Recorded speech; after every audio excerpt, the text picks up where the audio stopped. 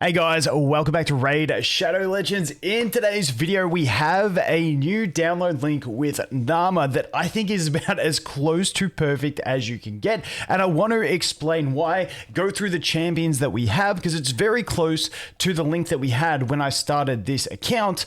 But we had one downfall in this account, or two downfalls. One being spiders, specifically getting to spiders 20. 10 is fine, but 20 is one of the hard things.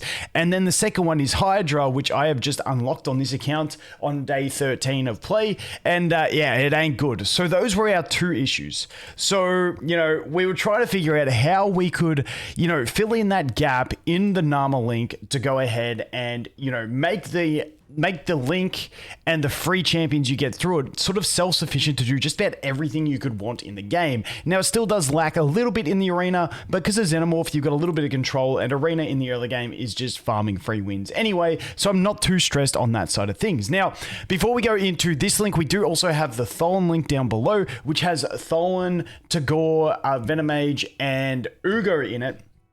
And I still think that one's perfectly fine as is. We're always discussing in Discord, if you want to join us, different champions that maybe we could add to links if they're available to try and make the links that we have as good as possible. I think Tholin's in a really good spot, but this one really covers those weaknesses that I mentioned with Narma. And I may, once I get this account, which I'm hoping in the next day, to be able to 4-key Ultra Nightmare, which would be in 2 weeks. That's the hope in this one. We may give this one away and start a fresh one with a different challenge, which I'll talk about in a video if we do end up doing that. But this account here, if we give it away, it's got Geomancer, so burns are covered. We're pretty solid over there. But, let's talk about this link. So obviously we've got Narma. Now, I think a lot of people misunderstand the way Narma works. Back ages ago, I think like a year and a half ago or something like that, Poison Explosion had a different damage cap apparently. It was before I started playing the game.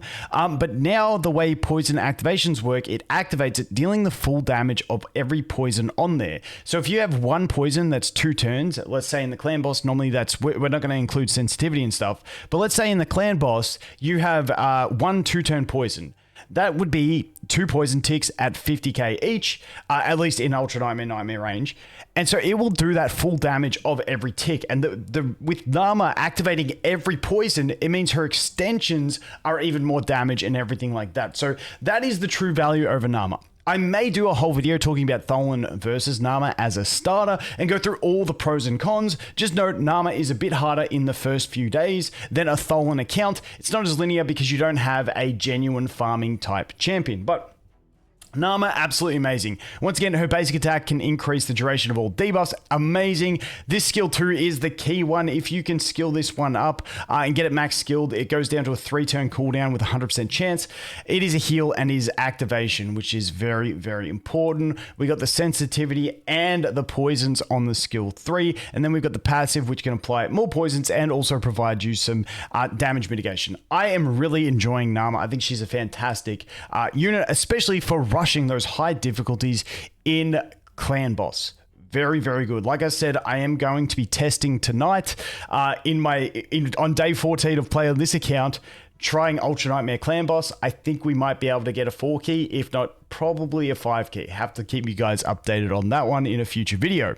But then on the link, we also have Tagoar. Now, I did a whole video yesterday talking about the value of Tagoar. This guy's just amazing. Healing, speed buffing, shielding, reviving, defense buffs, passive mitigation. He has got everything. This guy, I've spoken about him so much. He's just purely amazing.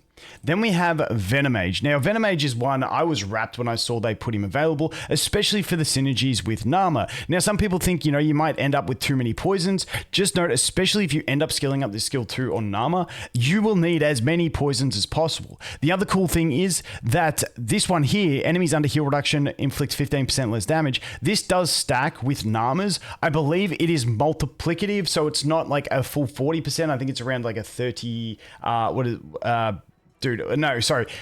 We got 25, and what was this one? 15. So 30, yeah, it's not 40, it's around like 36, 37% mitigation when you have both of them, but it is still a very, very handy amount of mitigation having these two passives active. Also brings you access into the defense break and attack break. And we also have heal reduction if you need it in any situation. Plus, it's just great mitigation, plus more poisons, plus the basic attack, which is going to be activating more poisons, which is once again another fantastic effect to have on this guy or girl, whatever it is. Honestly, great synergies with the Narma and the poisons. And then we obviously have Xenomorph, who has more poisons on the A1, good control for waves with the skill 2, with the Infest and the Stun and the Fear. And then, this one I'm not too stressed about. But then we have more poison applications and extra death shredding. But basically, this guy is all about getting the poisons out, because with Narma, we want to apply as many poisons. And when you see on some clan boss runs where Xenomorph is doing the bulk of the damage, that is because Narma is going ahead and exploding his poisons, and that damage counts towards him. So he's applying them, but Narma is the one enabling those big damage numbers. Now, then we have the new champion on this link. Now, this guy is an absolute monster. I am so wrapped that we could get him, and that is Mordecai. Now, Mordecai, if you don't know, is like the AoE burner guy, like the budget AoE burner. Absolutely fantastic. His skill 3 books down to a 4-turn cooldown, has a 75 up to 100 when booked, chance of placing HP burn debuff on all enemies for 2 turns, also places increased attack buff on all allies for 3 turns.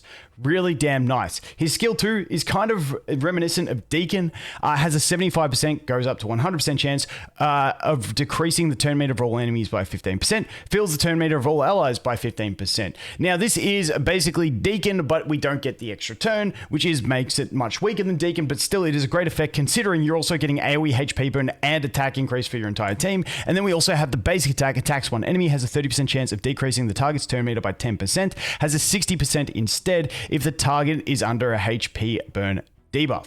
More stealing. Fantastic. Now, why is this guy so important in this link, and why am I so happy that we got him? Now, I'm going to take this off of the screen now so we can have a clean screen. Sorry, I didn't realize that was on the whole time. But why is he so important? And then obviously in this link, I'm using the Tagoar code, the Desert Queen code, because she just works so well. But you can use one of the other codes. We've got still got Wukong out there. We got Ultimate Death Knight. You got Tholen Foulbeard if you want to go ahead and grab him. But I do think Tagoar has the best, just the best value out of the starter codes that you can get.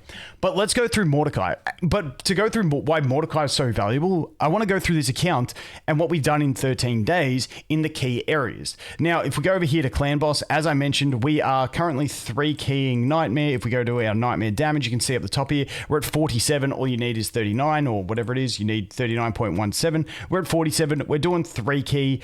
So, we're pretty comfortable over here. Looking once again to do Ultra Nightmare. I haven't got my masteries done on my champions yet.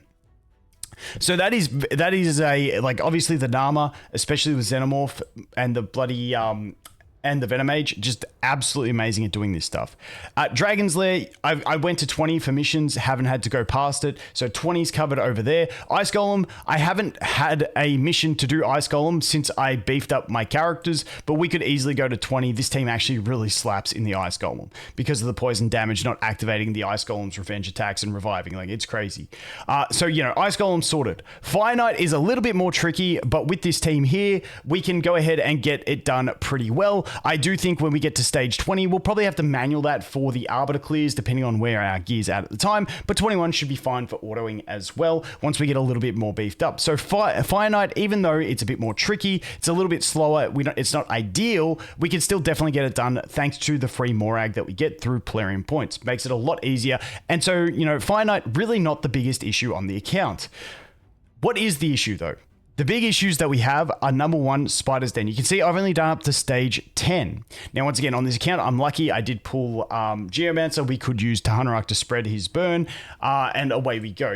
That is our way to get through stage 20. But, Spider is a massive downfall for these accounts compared to like a Tholen account where he can just basically brute force his way into doing stage 20, even though he is weak affinity against stage 20.